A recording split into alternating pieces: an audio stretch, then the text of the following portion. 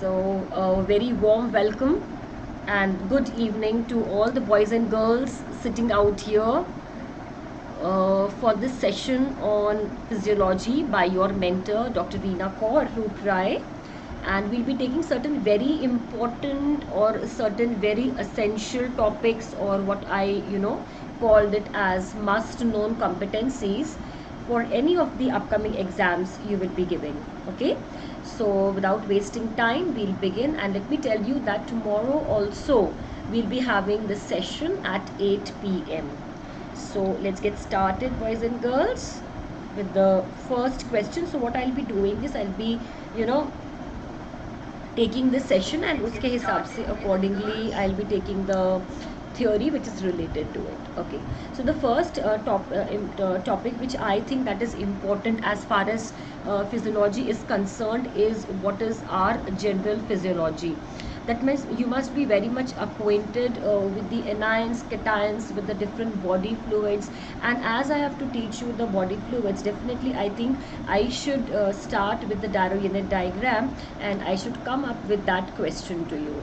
Okay, so let us get started with the first question, which is in the form of an image based diagram. You can see that a picture is being given to you, right?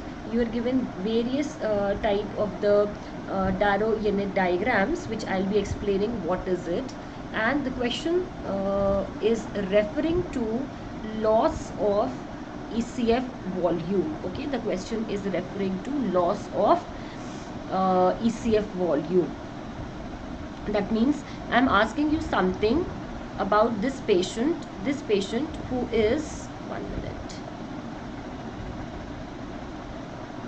Yes, so I am asking you something related to this question. Suppose a person is on trekking. Okay, this person is on trekking, and as he moves up with trekking and he did not drink water, and there is lots amount of water in the form of sweat, right? So he's feeling exhausted after the trekking. So now let me know that out of this various Darrow unit diagrams which you can see, which one is going to be his body condition. This is the normal, A, B, C or D, right? A, B, C or D. इसमें से कौन सा वाला is going to depict the situation of a person who is either exercising or who is either having lots of sweating, and what will be his body condition. So A, B, C, D, with this being the normal state. And you can see that when we can study the Darrow unit diagram, on the x-axis we take volume and on the y-axis we take osmolarity. Okay? So can you all make a guess? Anybody of you? Yes, anybody would come up with the answer? Dark Knight is saying A. Okay, so I'll get to that. Now let's understand what is Darrow unit diagram. Now Darrow unit diagram represents the body fluids. As I told you, x-axis is volume and y-axis is osmolarity. We know that 2/3 of the body fluid is ICF and 1/3 of the body fluid is your ECF, right?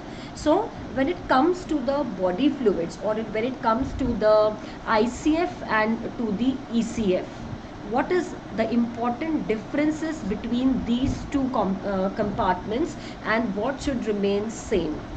Obviously the total number of cations or the total number of ions, they are more in the ICF, right? And proteins are more in the ICF. Even if you consider the pH of the ICF is slightly acidic as compared to the ECF because of the ongoing metabolism. So what remains, okay, what remains same, or what should remain same, is the osmolarity. So the first important thing which should be clear to you, that whenever you are considering ICF or ECF, क्या है जो दोनों में एकदम same रहना चाहिए, that is osmolarity. This osmolarity, which is between 280 to 290 milliosmoles per liter should remain same in either of the compartments. So one of the most important reason that why there is shifting of the fluid from the ICF to ECF or from the ECF to ICF is going to be a change in osmolarity. अभी किसकी osmolarity will change, ICF की या ECF की? So remember, the primary cause is always going to be a change in osmolarity of the ECF. ठीक है? That means whenever you are adding something or whenever you are losing something, suppose there is dehydration by losing sweat, or suppose there is intake of large amount of water, so whatever changes you are bringing about is to the ECF and not to the ICF.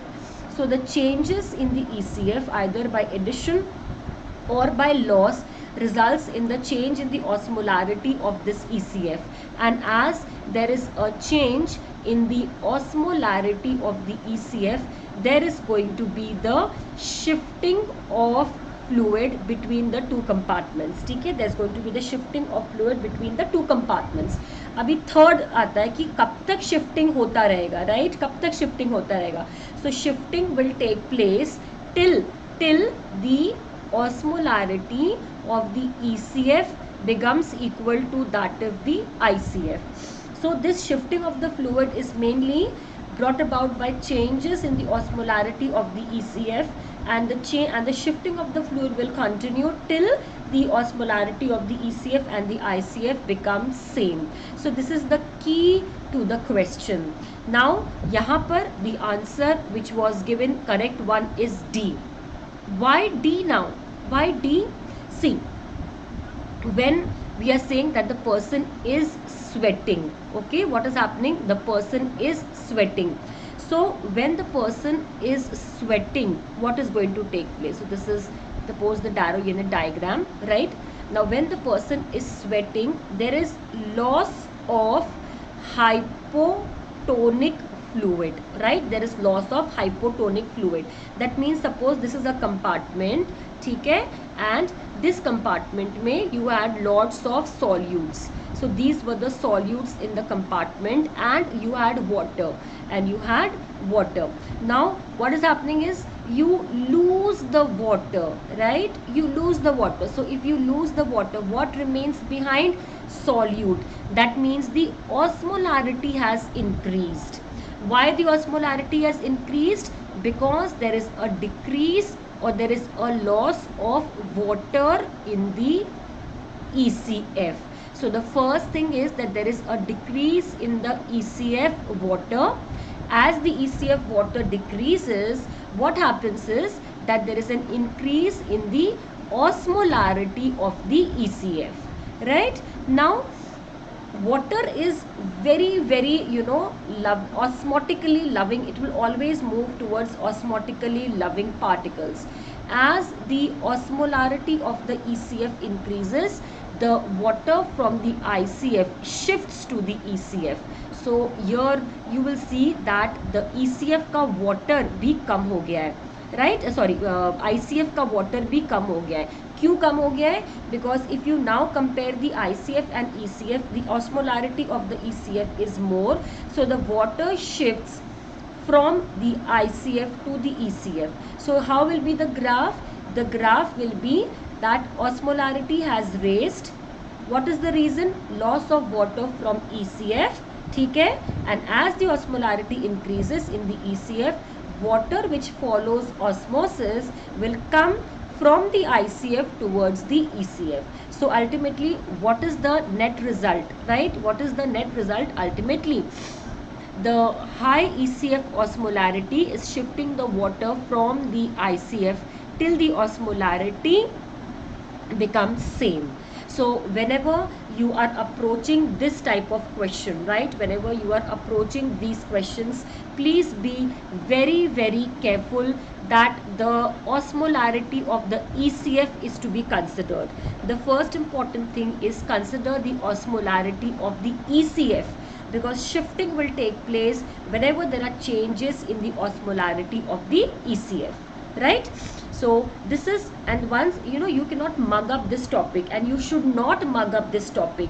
You have to understand, you have to portray in your mind what has happened and what will be the consequence. Now suppose if you add something hypertonic to the ECF, ठीक है, आपने क्या कर दिया, ECF में you added something hypertonic, so you have increased the ECF volume and you have also increased the osmolarity. Now again, if you have increased the volume but again osmolarity, again the water will get shifted from the ICF towards the ECF. So remember, osmolarity of the ECF is something very very important determinant in this question, right? Now let us move on to the distribution of the body fluids. So this comes to us as a very very important calculation based question. ये one of the most important calculation based question है from general physiology. You know that 60% of the body 60% of the body weight is water. So capital BW is the body weight and small wala W is for water. So this can come as a question that a man weighing 70 kg, right? A man weighing 70 kg, calculate his ECF volume or calculate his ICF. Anything. Okay, so this is a very very important calculation based question. Now, how do we get on to this?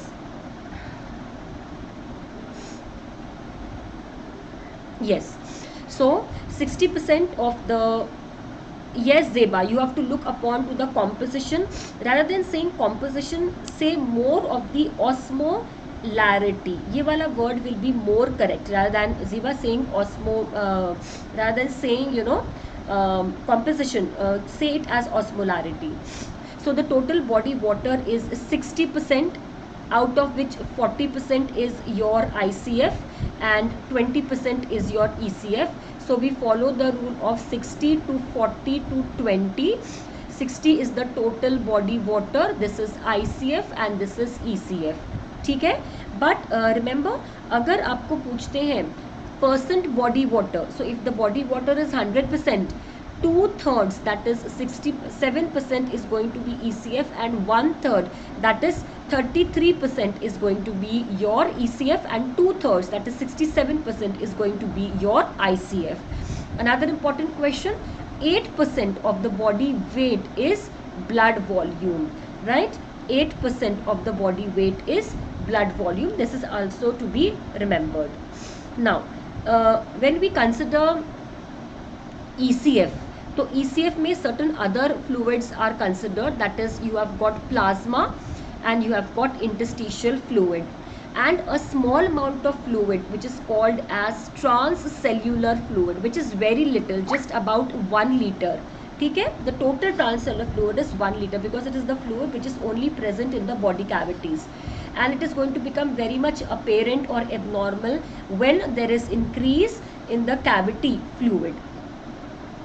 So this transcellular includes what? The transcellular includes your pericardial fluid, which is around 50 ml, pleural fluid 10 to 20 ml, CSF about 150 ml and synovial joint 1 ml, right? Now the next important thing is how do we calculate the body fluid. So you can calculate it. See, you can see that total body water is 0.6% into body weight, ICF 0.4, ECF 0.2. You can calculate interstitial fluid as 0.75 into ECF and plasma as 0.25 into ECF. The calculation of the body fluid is done by the principle of volume distribution, that is the indicator dilution method, where V is equal to Q by C, where V is the volume of the compartment, Q is the quantity of the substance or the indicator which we are taking, and C is the concentration of that indicator. But sometimes you may be given certain quantity of substance which is either excreted, right, which is either excreted or either metabolized. For example, I say you that 1 milligram of inulin was taken and out of which 10% got metabolized. So whenever there is any value which is telling you something about excretion or something about metabolism, you will have to deduct it. So Q minus E, where E is going to be the quantity of the substance which is either getting excreted or metabolized. So you have to use the equation if the value is given. Now total body water, the most important and the most accurate is the deuterium oxide. These are heavy waters. You can use tritium oxide, antipyrine and even aminopyrine. For ECF, most appropriate is inulin. You can also use sodium thiosulfate. ICF cannot be obtained directly because there is no particular there is no particular agent or indicator which can just go into the ICF. So it is obtained indirectly as total body water minus ECF. So if you get a question, any two substances which are used to calculate ICF for total body water, deuterium for inulin for ECF, like that way the question can be. Plasma volume is with albumin and blood volume is with chromium labeled RBCs, and again interstitial fluid volume indirectly by subtracting the ICF and the plasma volume. Now sometimes you get a question, suppose the question says that the body weight of the person is 70 kg. Calculate the plasma volume and the hematocrit is suppose 40%. This can be a question given to you. Now in that case, how do I go for it? I should know that plasma volume is blood volume into 1 minus hematocrit, or blood volume is plasma volume divided by 1 minus hematocrit. तो इससे मेरे को समझ में ये आना चाहिए कि I can calculate the blood volume. How can I calculate the blood volume? Because I know that 8% of the blood volume is body weight, right? 8% of the blood volume is body weight. So this is regarding the body fluids. As far as the ionic compositions are concerned, remember that sodium is the major cation of the ECF, whereas potassium is the major cation of the ICF. Sodium is accompanied by chloride, and there is also bicarbonates and calcium which are predominant in the ECF. As far as ICF is concerned, it is potassium, phosphates and proteins which are important. Even magnesium is more in the ICF. Now as far as potassium is concerned, it is the ion that is contributing to the resting membrane potential, the ion which has got maximum leakiness or the maximum leaky channels. Sodium has got no role in RMP. Remember, it is no role in RMP. It is basically responsible for depolarizations. It is important for the co and the counter transports, and it is the chief ion which is maintaining the osmolarity of ECF and therefore contributing to the ECF volume regulation. And sodium can be controlled by aldosterone. Okay, sodium can be controlled by aldosterone. Now moving on next. The next question says that there is a 10-year-old boy. Okay, there is a 10-year-old boy who has got complaints in the ankle while running. History reveals that he has difficulty in running, jumping and keeping up with other children in races, and mother reports he is clumsy.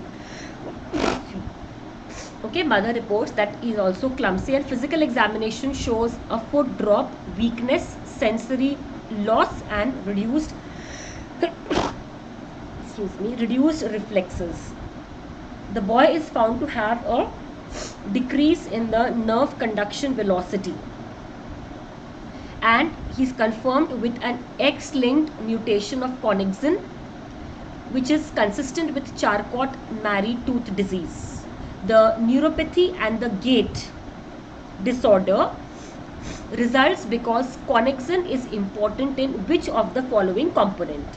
So gap junction, microtubule, sarcoplasmic reticulum, sodium channel or synaptic vesicle. Who would like to come up with the answer? Anybody? Yes, Zeba? Yes, we know that when we speak of connexons, the connexons are associated with your gap junctions. Now, gap junctions, connexons are, important component of the gap junctions. Each of the gap junction is made up of 6 subunits, which are called as the connexons or the connexons. So 1, 2, 3, 4, 5 and 6 with a central pore in the center. This is what is the connexon. So these are peripheral neuropathies, right? Now, the other syndromes which are associated with the mutations of the gap junctions, that is connexons, include Clouston syndrome, erythrokeratoderma variabilis, inherited deafness, a predisposition to myoclonic epilepsy, arteriosclerosis, cataract, and idiopathic arterial fibrillation. This is the figure that is showing you the various type of the intercellular junctions. So see, these are intercellular junctions and they are not intercellular communications. The most important, these are the tight junctions, which is called as zona occludens, which are present in the blood-brain barrier, which are present in the apical surface of the cells of the PCT and the intestinal epithelial cells, right? Although we call them as tight junctions, but remember, water molecules and ions and small solutes can pass through them. Then these are desmosomes, which are present at those sites which are subjected to lots amount of stretching. These include your skin, especially the epidermis, and they're also present in the cardiac muscles, and they're also present in the cervix. As far as the gap junctions are concerned, gap junctions are better, they are also defined as your cytoplasmic channels. ठीक है, उसको हम बोल सकते हैं cytoplasmic channels, because they are not only connecting the cells but they are actually connecting the cytoplasm of the two cells.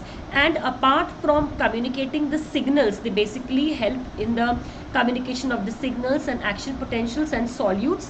And the gap junctions are chiefly present in the smooth muscle cells, in your cardiac muscle cells. They are also present in retina, and they are also present in your electrical synapse. Finally, you have got the hemidesmosomes which connect the cells to the underlying basal lamina. So this is intercellular junctions, but the questions which come is also on the intercellular communication, which can be autocrine, and this was also a NEET PG question. Autocrine, wherein a cell is releasing neurotransmitter or a chemical substance which is acting on the same cells, for example prostaglandin. It can be endocrine, it can be neurocrine, it can be paracrine, and paracrine was the MCQ, whereas a cell A releases some substances which is going to act on the cell B. The very, very important, yes, dark night. This is hemidesmosomes beta. Hemidesmosomes ऐसे होते हैं, suppose this is the cell and this will be the hemidesmosomes. These hemidesmosomes are going to connect the cell to the underlying basal lamina. So they are going to be present in almost all the epithelial cells because they are adhering the cell to the underlying basal lamina, right? Okay, so coming back to paracrine, which is substance which is secreted from the cell A acting to the cell B. The very important examples of this is going to be your histamine. Histamine, which is coming from the enterochromaffin cells and acts on the neighboring parietal cells to increase the secretion of HCl. Another very important is your nitric oxide, that is the endothelial cell derived relaxation factor, but acts on the neighboring smooth muscle cells to bring about its relaxation. Then another very, very important is your somatostatin, which is the most important paracrine inhibitory hormone of GIT, right? Paracrine inhibitory hormone of GIT. Right? Apart from this, at an extra edge, there is something which is called as juxtacrine. Cytokines, interleukins, they show this type of communication. इसमें क्या होता है that one cell secretes certain chemicals which are going to act on the another cell, but it requires some physical contact, some physical receptors or the physical contact. So that is juxtacrines, that is for cytokines. Moving on to next question. You can see the diagram of action potential, and I'm asking you that at the various points which are given, that is A, B, C, D, at which point the membrane potential is closest to the sodium equilibrium. Yeah, which is closest to the sodium equilibrium. Anybody? A, B, C, D, or E may be.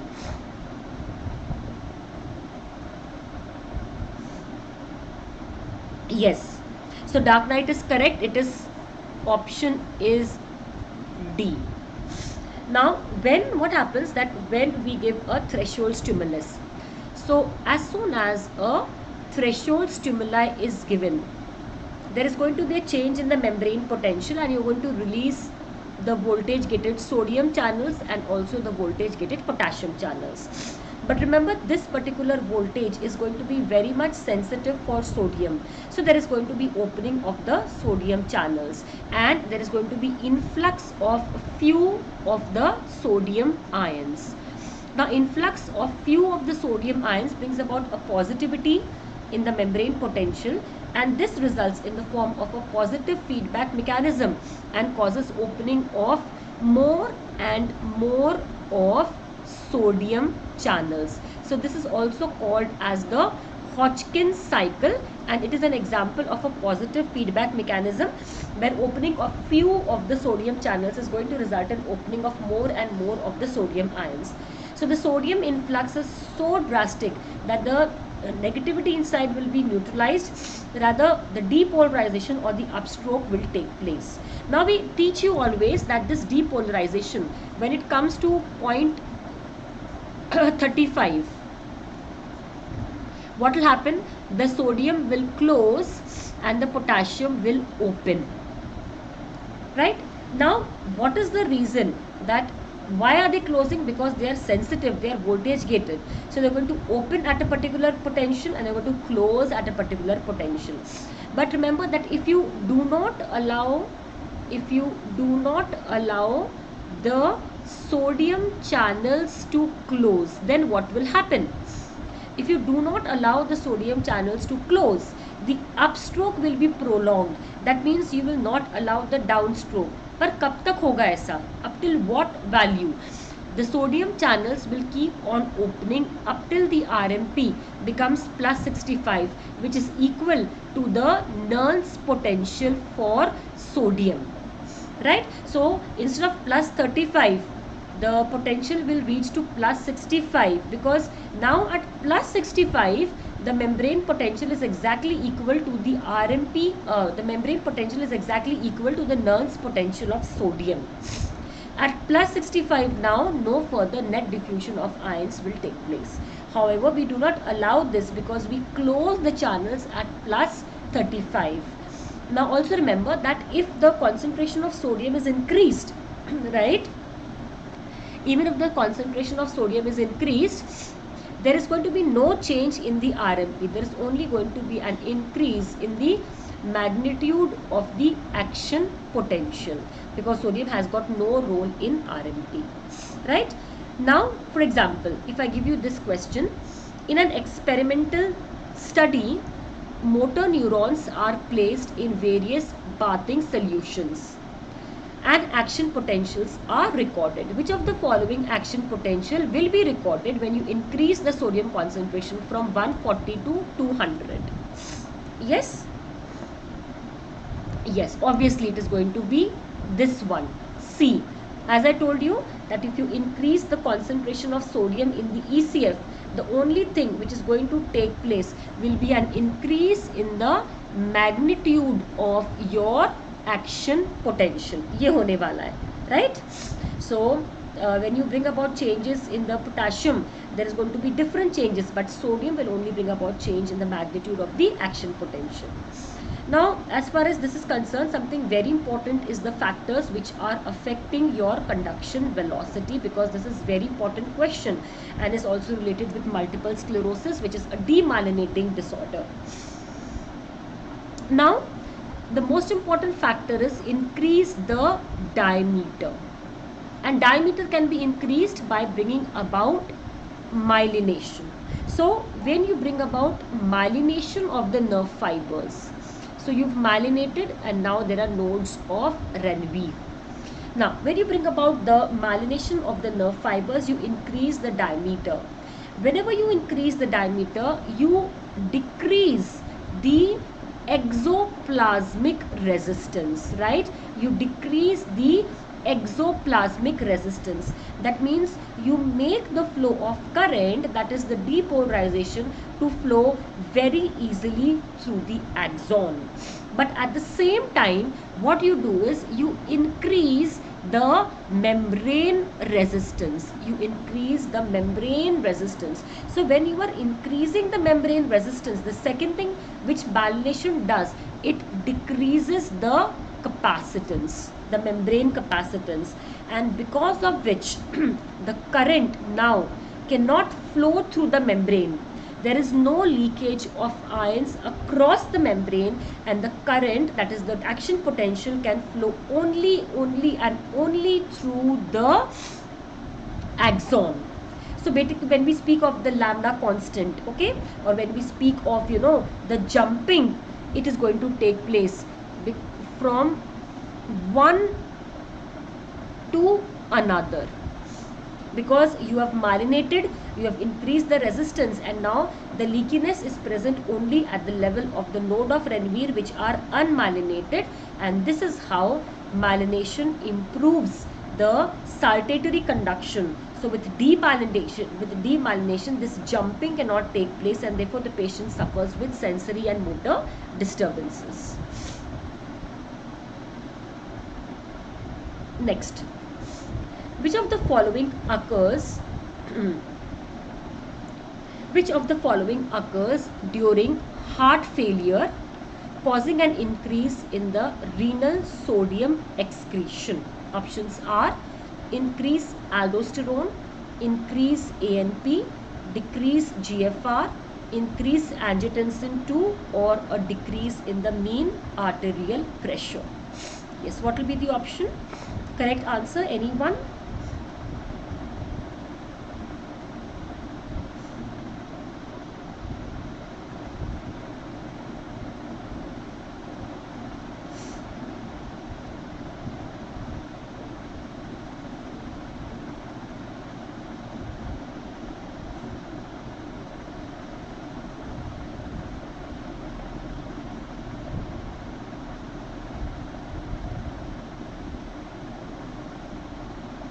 Yes, very good, Kshitij. It will be increase in the ANP, right? It will be increase in the ANP.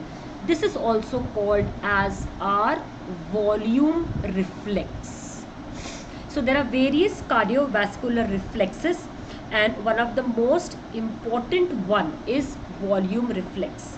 Whenever there is an increase in the venous return to heart, what happens? There are two important things which take place. One is the brain bridge reflex. What is the brain bridge reflex? That when there is increase in the venous return to the heart, there is going to be increase in the heart rate. That is basically because of the stretching of the SA node. What is volume reflex? What happens? That there is going to be stimulation of the low pressure baroreceptors. These low pressure baroreceptors, which are present in the atria, in the ventricles, right? So the left atrium, it is going to secrete ANP. Now what is the function of this ANP? What is this ANP going to do? This ANP causes relaxation of the mesangial cells. Remember, they are intraglomerular mesangial cells. Relaxation of the intraglomerular mesangial cells, which increases GFR. It also brings about a decrease in the secretion of ADH. It causes afferent arteriolar dilatation. All of these, they contribute to increase in GFR and result in loss of volume, that is water and sodium. So diuresis and natriuresis. So among so many hormones which bring about absorption of water, it is your ANP and your BNP. BNP, that is brain natriuretic peptide, coming from the left ventricle, which bring about loss of body fluids and sodium. Now, when we consider baroreceptors, we have got two baroreceptors. We have got the high pressure baroreceptors, which mainly monitor our circulation. That means which mainly are monitoring blood pressure.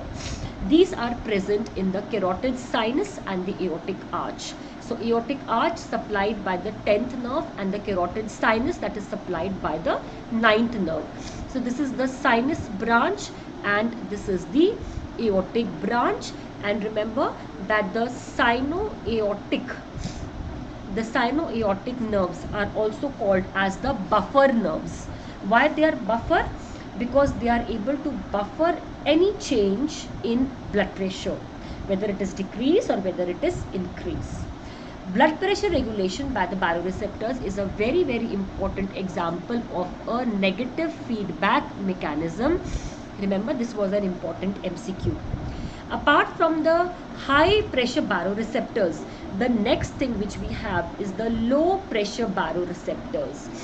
What does these low pressure baroreceptors do? The low pressure baroreceptors are located in the low pressure areas of circulation, which are your cardiopulmonary baroreceptors, right? They are the cardiopulmonary baroreceptors present in the atria, present in the right atrium just at the entrance of the superior inferior vena cava. Then there are pulmonary receptors which are located in the pulmonary trunk at its division. These low pressure baroreceptors, they detect your volume overload, right? They detect your volume overload. So the high pressure baroreceptors, they judge your pressure, but the low pressure baroreceptors, they judge to your volume overload. Right? Now, if you are asking, what is baroreflex? So remember, this baroreflex is a very, very important reflex that takes part in the short-term regulation of blood pressure, which can act within seconds. That means the short-term regulation of blood pressure is mainly neural. Baroreceptors, they are sensing your mean blood pressure. However, they can also sense or respond to the pulse pressure. The very important is that they work in the range of 50 to 200 mmHg of your mean arterial blood pressure. But the most important problem is that they are very, very much, fast adapting. That means they reset in 1 to 2 days.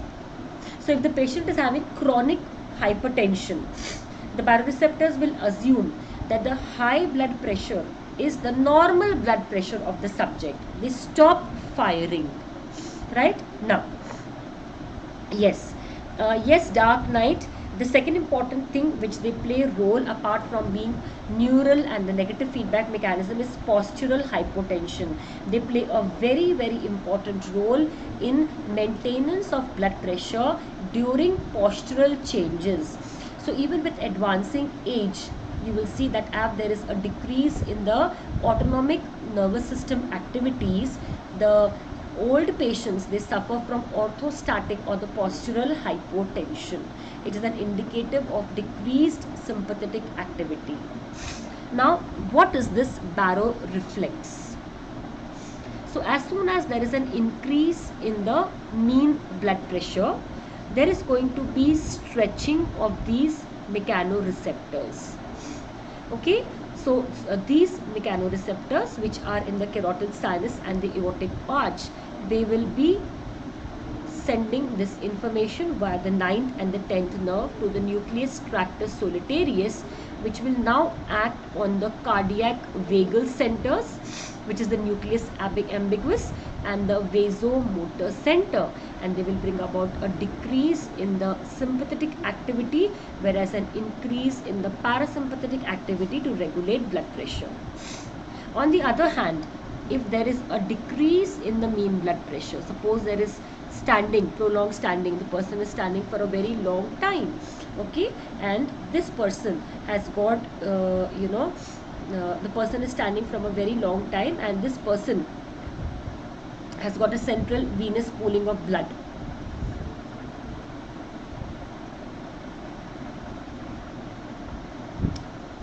Right, there is a central venous pooling of blood, and there is going to be a decrease in the central venous pressure, decrease in the venous return, which causes a decrease in the stroke volume, decrease in the cardiac output, and therefore a decrease in the blood pressure with prolonged standing. Now, when the blood pressure decreases, remember that there is going to be a decrease in the firing of the baroreceptors. This is a very, very important thing to be remembered, that whenever there is an increase in the blood pressure, there is increased stretching of the baroreceptors and their firing increases, but whenever there is a decrease in the blood pressure, there is a decrease in the firing of the baroreceptors. This is again sensed by the nucleus tractus solitarius, but now it will stimulate the sympathetics and inhibit the parasympathetics, right? Next.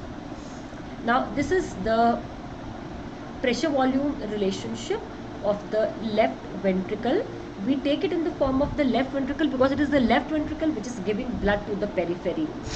Now suppose I give you this LV loop, and I say you that from the given LV loop, if the heart rate is 70 per minute, calculate the cardiac output. Can anybody do this?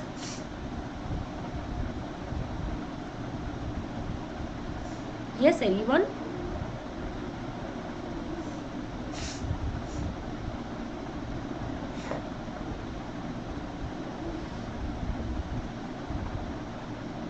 Yes. Now we know that cardiac output is equal to heart rate into stroke volume. Okay? Cardiac output is equal to heart rate into stroke volume. Heart rate given is 70. What is stroke volume? It is end diastolic volume minus end systolic volume. Now, how do I come to know what is end diastolic and what is end systolic? So, for now, remember this 140 is end diastolic and this 70 is end systolic. Right? So, this is end diastolic and this is end systolic.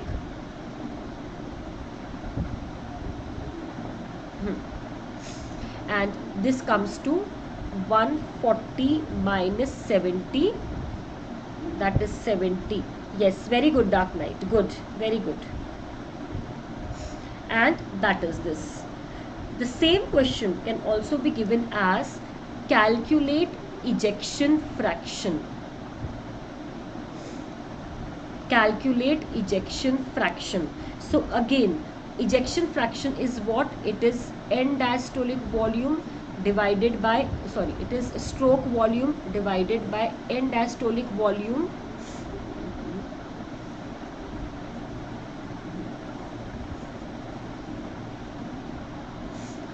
ejection fraction is going to be stroke volume divided by end diastolic volume into 100. This is again a calculation based question which I expect from this. Now come on to this understanding of the LV loop. We will take a small understanding of this LV loop, boys and girls. Yes. Now, on the x-axis, we take the left ventricular volume. So remember that whenever we speak, whenever we in physiology, अगर आपको कोई भी graph आता है, whenever we get any graph in physiology, something very, very important is that always look upon the x-axis and y-axis. सबसे ज़्यादा important, right? अगर आप if you take the same thing as the compliance of the lung, then on the x-axis it is pressure and on the y-axis it is volume, है ना? So cystometrogram also pressure volume relationship, compliance pressure volume relationship, LV loop pressure volume relationship. So always be very careful to what is present on the x-axis and what is present on the y-axis. Now take this very simple segment 1, segment 2, 3 and 4, right? Now what is this segment A to B? This is nothing but the period of filling. That means the blood is passing from the atria to the ventricles. That means it is which period? It is diastolic period of the ventricles. So in this segment, which I have marked segment 1, or which is A to B, you're going to get your S3 as well as your S4, because the third heart sound is the rapid ventricular filling and the turbulence created. The fourth heart sound is the atrial kick, that is the atrial systole, that coincides with the last part of the ventricular filling. Now as the blood passes from the atria to the ventricles, the pressure in the ventricles rises, right? As the pressure in the ventricle rises, there is closure of the mitral valve. This is going to result in my S1. So this one, if it comes as an MCQ, will be my S1. As the chambers close, the ventricles, they go into isovolumetric contraction. So segment B to C is going to represent my isovolumetric contraction. Now, the isovolumetric contraction will come to an end with the opening of the aortic valve. As the aortic valve opens, there is going to be ejection as denoted by this segment 3. So this one, this horizontal line gives me an idea about how much amount of blood is ejected, or it gives me an idea about the force of contraction of the left ventricle.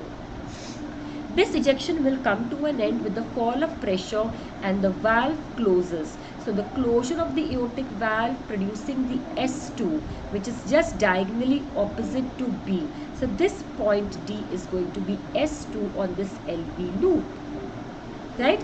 Now when the aortic valve opens, we have studied that the aortic valve opens when the left ventricular pressure becomes more than the pressure of the aorta, the resistance.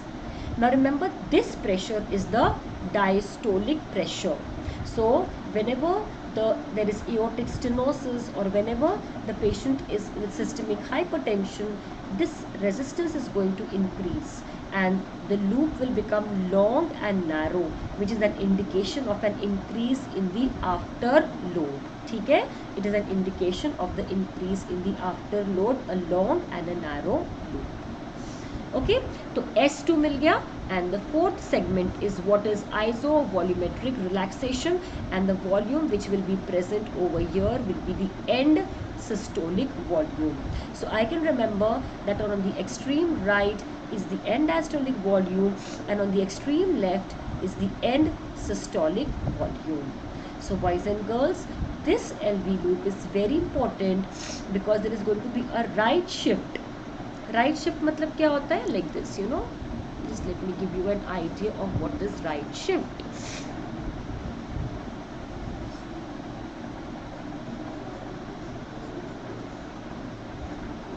And what is left shift, okay?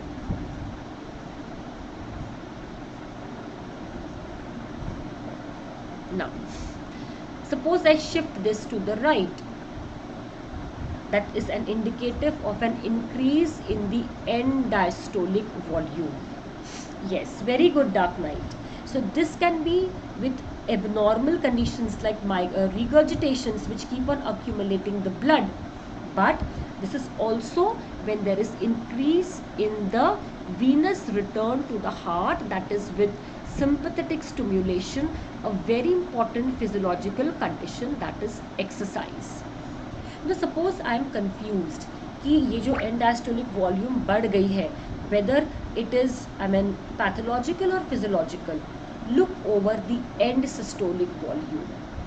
If the end systolic volume is also increased, that means if normal is 50 ml and now it is increased to about 80 ml, that means the volume of blood remaining in the ventricles at the end of systole is increased. This is indicating that the contractility of the ventricle is reduced. है ना, मतलब कि ventricles अच्छे से contract नहीं कर पा रहे, बिकॉज वेंट्रिकल्स अच्छे से कॉन्ट्रैक्ट नहीं कर पा रहे हैं, इसीलिए at the end of diastole blood ज़्यादा रह रहा है, that is abnormal, that is pathological. लेकिन if I see that the end diastolic volume is increased, the force of contraction has increased and the amount of blood remaining has decreased, that means instead of a normal 50 ml, now only 30 ml of the blood is remaining in the left ventricle after its ejection. It is telling me of a better force of contraction of the ventricle. ठीक है, so you know and diastolic volume के साथ में बहुत कम गड़बड़ होती है, but and systolic volume के साथ में we are sometimes confuse. So make this concept nice and crispy clear to you. Chalo, moving on next.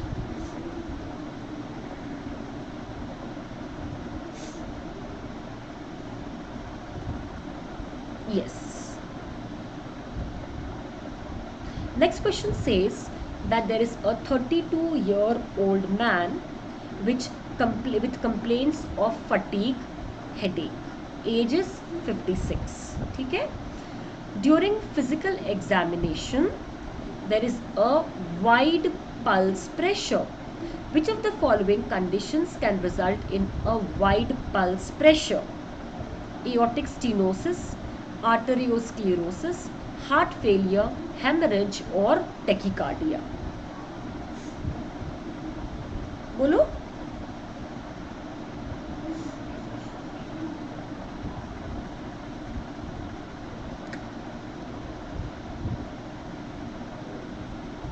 Dark night question सुनो बेटा.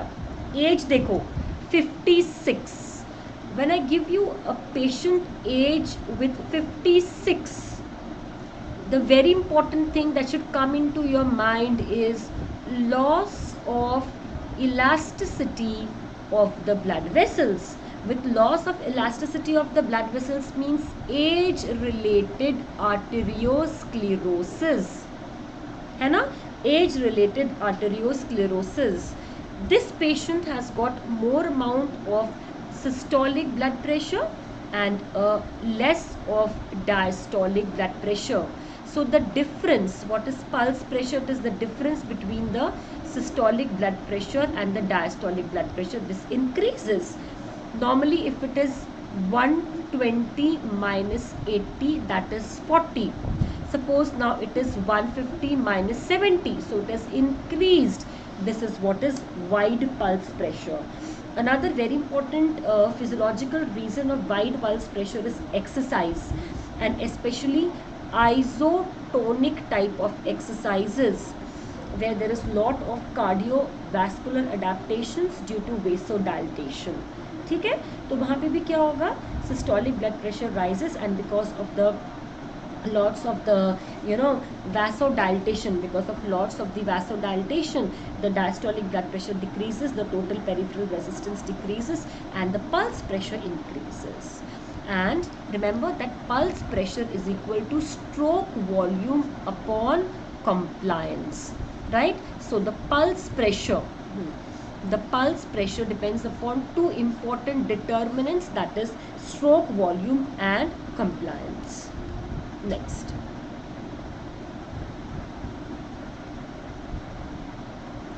there is a 32-year-old man diagnosed with primary hypertension. His physician recommends a drug for hypertension that acts by decreasing vascular smooth muscle activity, contractile activity. Which of the following is the most likely site? Yes. Which of the following is the most likely site for the drug of action? Beta adrenergic receptor, scalmodulin, troponin, tropomyosin, or protein kinase A. So this is a very, very typical example how we take a clinical based question, how we integrate the question, but ultimately what I want to ask you is a simple physiology. The more, as you just think about, the moment you think about vascular smooth muscle contractile activity, right, the thing that should come into your mind is that there is presence of smooth muscle. When I say smooth muscle, right, what is the mechanism of contraction in smooth muscle? It is myosin linked contraction. Matlab, there is calcium that binds to calmodulin. This calmodulin is associated with myosin, which is then going to phosphorylate the myosin light chain kinase. Once it is phosphorylated, there is going to be the cross bridge activity. There is going to be a cross bridge activity. If you compare the same with the striated muscles, that is your cardiac or your skeletal, it is actin linked contraction, because here calcium binds to troponin C. Troponin C is a part, or it is linked with actin, that is going to shift the tropomyosin complex. Tropomyosin complex. So that is actin linked. So remember that the smooth muscles are unique. They have got no Z lines, no T tubules, and no troponin C. Okay? Instead of Z lines, what we have are the dense bodies. There is no well-defined sarcotubular system, but there are rudimentary calvuli, and instead of troponin C, the calcium binding protein is calmodulin.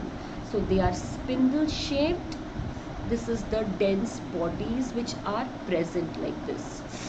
These dense bodies, they are giving attachment to your actins like this, and somewhere here in the middle will be your myosin.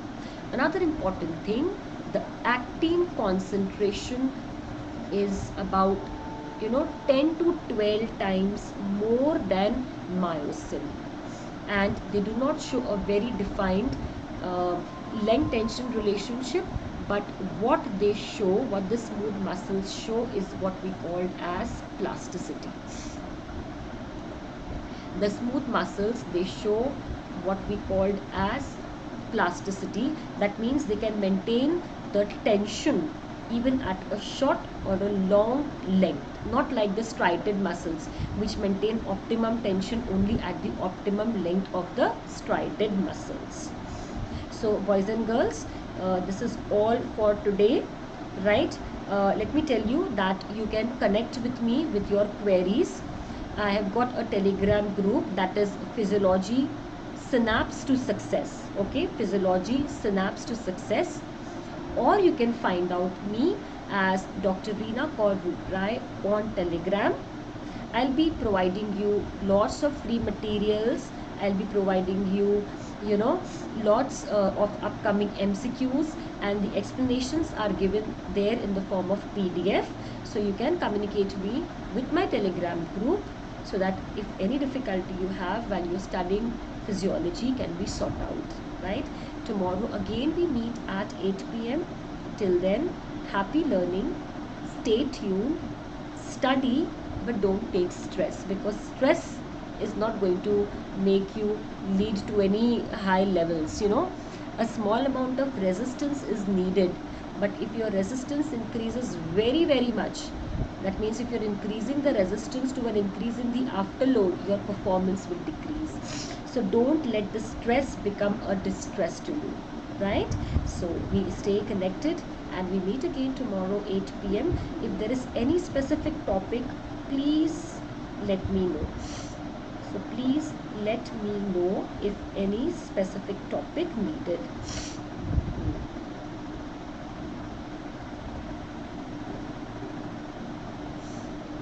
So again, you know, thank you Kshitij, Dark Knight. You can connect me on Telegram.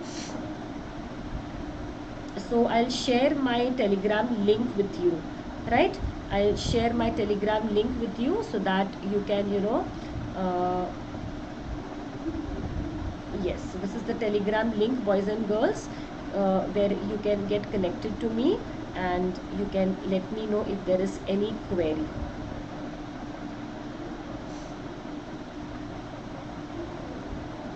Yes, so this is the Telegram link. Okay,